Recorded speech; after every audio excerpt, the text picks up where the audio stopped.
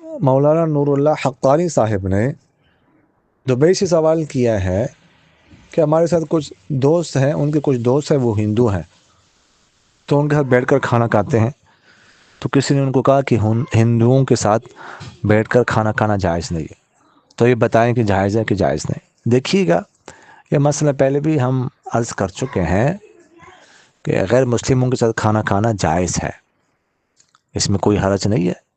حتیٰ کہ ہندو ان کا جھوٹا بھی پاک ہے۔ اگر کسی گلاس میں مسلمان ہندو اکٹھے بیٹھے ہوئے ہیں اور ایک گلاس سے ہندو بھی پانی پی رہے، ادھر سے مسلمان بھی پانی پی رہے، تو یہ جائز ہے۔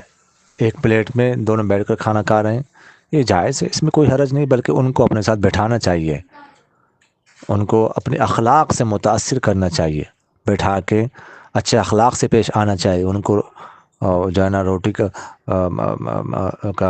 وہ جیسے روٹی کے ٹکڑے کرتے ہیں نا، درمیان میں سے دیتے ہیں کوئی دوسری کو، اس طرح ان کو دینا چاہیے، ان کے سامنے سالن کرنا چاہیے، ان کا اکرام کرنا چاہیے، کوئی گوشت کو بوٹی ہے ان کے سامنے رکھے تاکہ وہ اخلاق سے متاثر ہو جائے اور مسلمان ہو جائے۔ اس طرح براہ راست اگر آپ اسلام کی دعوت دیں گے تو وہ شاید محسوس کریں گے۔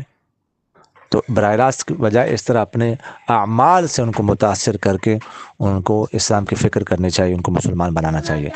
جزاکم اللہ خیر۔